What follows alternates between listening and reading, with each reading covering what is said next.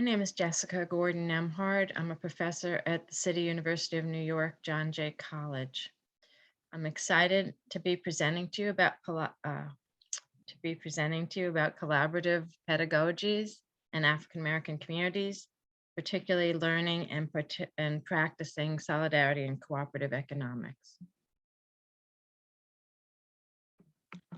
I want to first start by doing a land acknowledgement, acknowledge the original occupants and stewards of the land. I also want to acknowledge our ancestors, my ancestors, and elders, all those who labor without just compensation. I want to acknowledge our collective claim to land and resources and a history of resistance and using solidarity and cooperation for liberation. Let me tell you a little bit about my journey. I have a PhD in economics, and I wanted to study economics in order to really address economic inequality. And the more I studied, especially actually after I got my PhD, the more I got excited and interested in cooperative economics as a way to address urban redevelopment and community economic development through community controlled development and cooperative economics and solidarity economics. I applied what I was learning about cooperative economics to African American communities. But many people in African American communities I talked to had no connection, saw no legacy of African Americans using cooperatives and didn't understand that connection. So I realized I needed to conduct research. I did archival research. I looked at newspaper articles throughout history. I read major African American scholars and their autobiographies and things like that, and was able to put together an understanding of a continuous practice of solidarity and cooperative economics throughout African American history, from the beginnings of when we were brought in chains from Africa to the 21st century. And I wrote some papers and some books about what I was learning. And there's my most famous book is Collective Courage, A History of African American Cooperative Economic Thought and Practice. I also have written some other things about African American cooperatives. I've written about the impacts and benefits of co-ops to communities. I've looked at co-op education practices, and I've looked at co-ops and community asset building and wealth. I also helped one of my colleagues to do a study of current Latinx co-ops in the United States in 2020. So what have I been learning? What have I been learning and then also teaching? I found that African Americans used cooperative economics as a response to economic discrimination and marginalization. In the search for alternative values-based economic solutions, African Americans used African retentions, self-help ideology, voluntary segregation in order to create racial self-sufficiency in democratically, economically just ways. These mutual aid, cooperative, solidarity economics allowed African Americans a chance to design and manage the needed goods and services in democratic and culturally, racially, and geographically sensitive ways.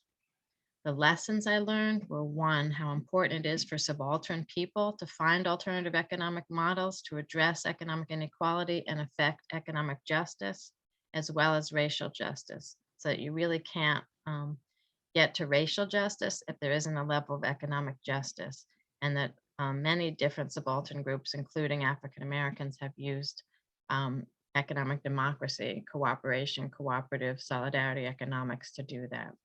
I also learned from this work and from this study the importance of education, all different kinds of education, study groups, learning journeys, other kinds of training, formal education, public education, communications, especially for co-op development and for the use and success of cooperative development.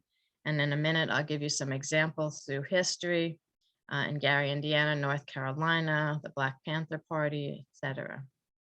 So this learning about education being key to co-op development. Most of the 20th century co-ops that I learned about started with a study group to study their economic problems and then cooperative economics as a solution to their problems. They often used mainstream cooperative literature from the Cooperative League of the United States, which is now called the National Cooperative Business Association.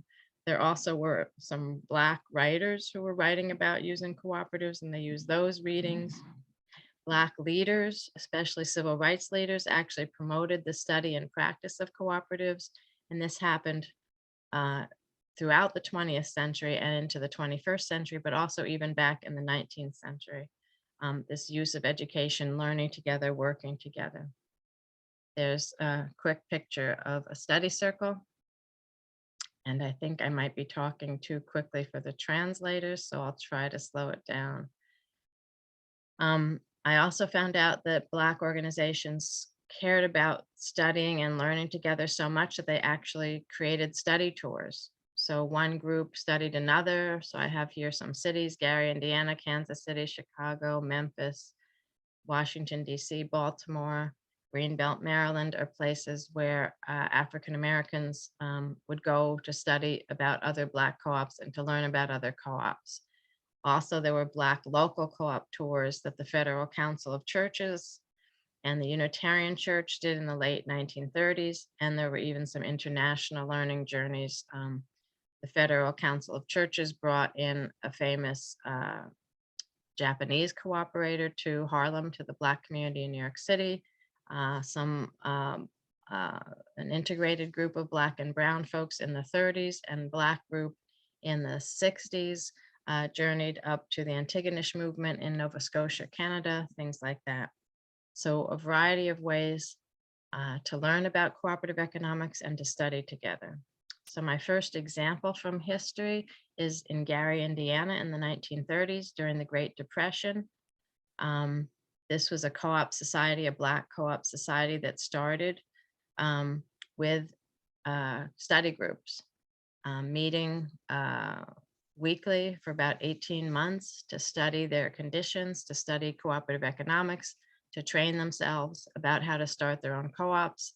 They created a school curriculum in the adult called the night school and the adult evening classes at the local Black high school on economic development, and then also on cooperative economic development, and then on economic management.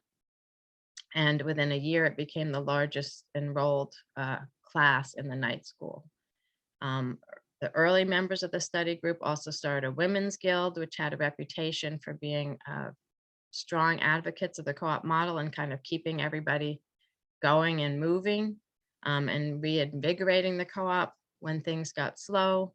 They eventually named their society Consumers Cooperative Trading Company, and they started a buying club, and then a grocery co-op, and then a credit union, a gas station, and another grocery co-op gas station, another co-op branch of the co-op grocery store.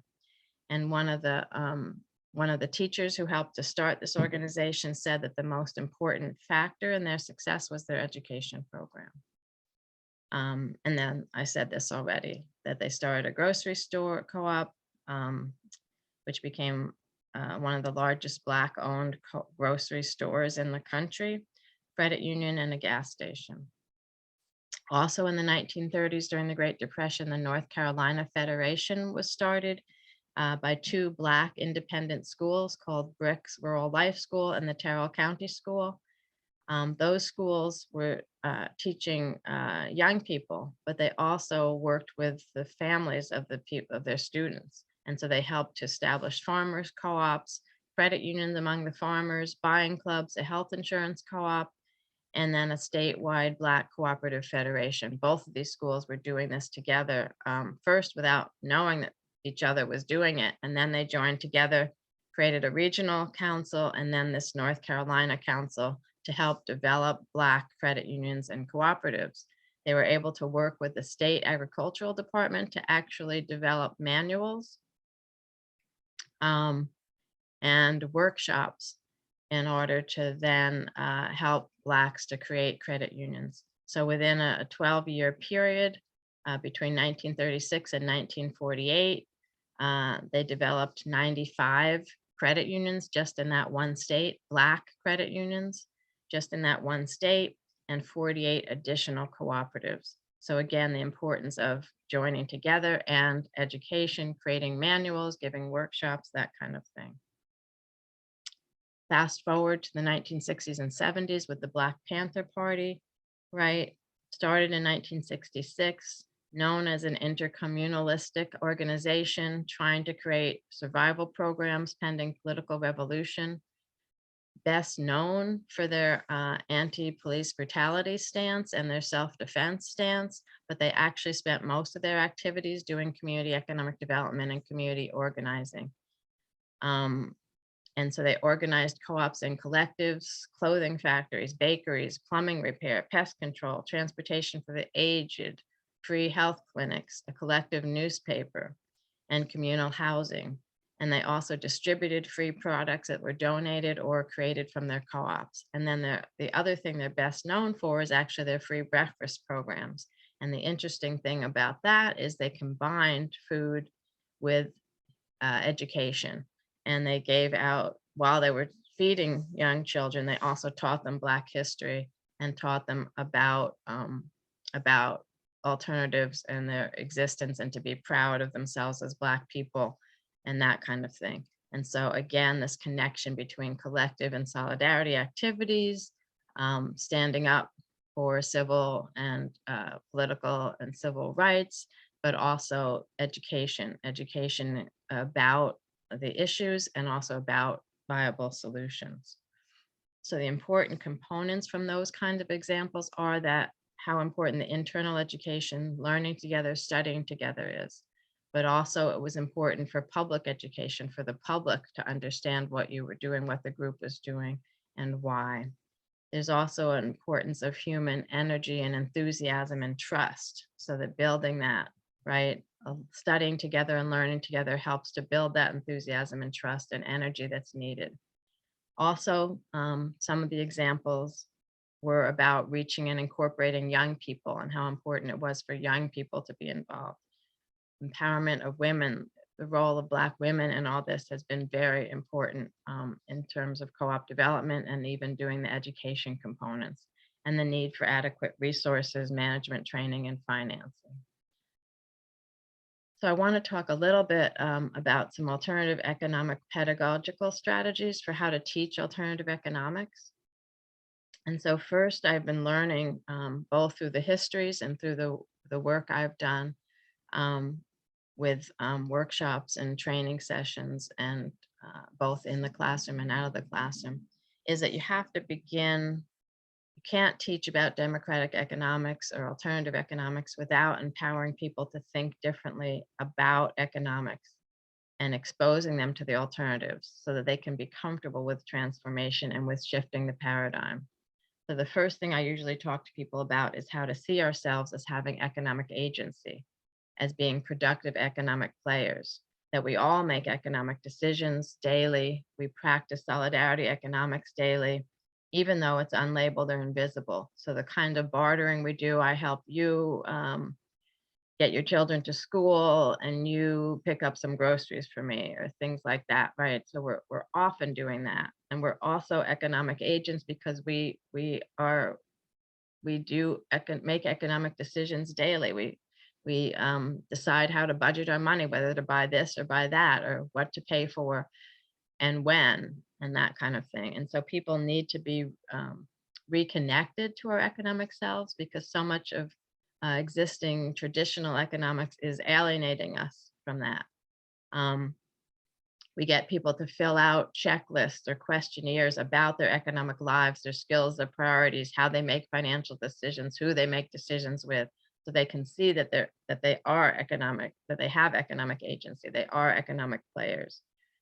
We help people to connect economics and economic strategies to their family practices, again, to see how they barter, to see how they share, to see how communities work together. We also connect them back with a history of economic activity in the Black community, talking about what well-known leaders, well-known concepts, and making them see how they're connected to economics. One example is the Kwanzaa African-American holiday, which has two of its 7 principles are about cooperative economics. One, Ujima, collective work and responsibility, and the other, Ujima, cooperative economics. So connecting them to their cultural activities, to their own home activities, to their regular daily activities.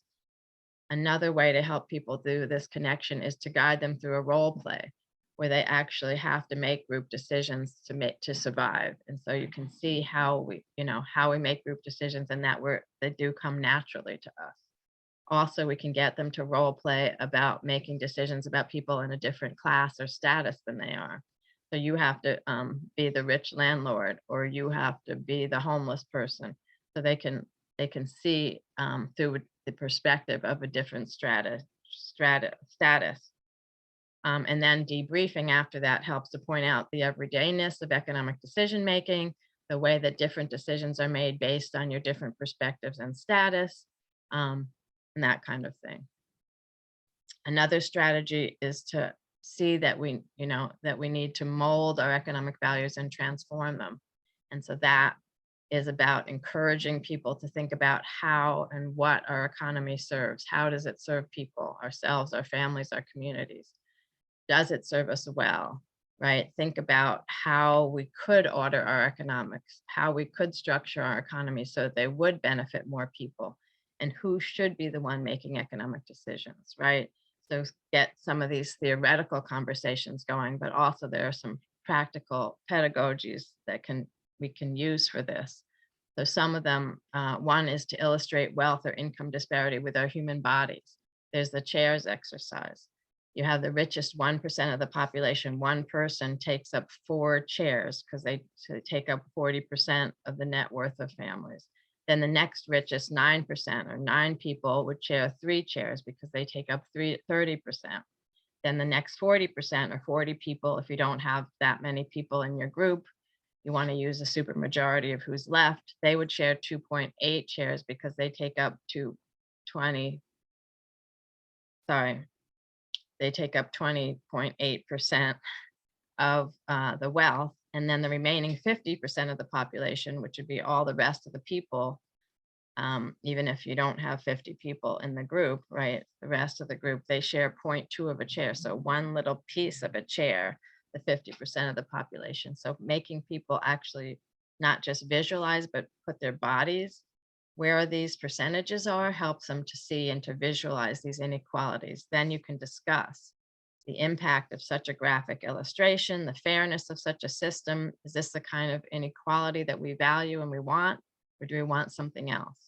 You can do something similar with a human pyramid exercise, right? 3 people actually literally kneel on the floor, 2 more people kneel on top of them, and 1 person kneels on top of them, right? And then you talk about who's bearing the weight, right? What's the status of the people on each of those levels?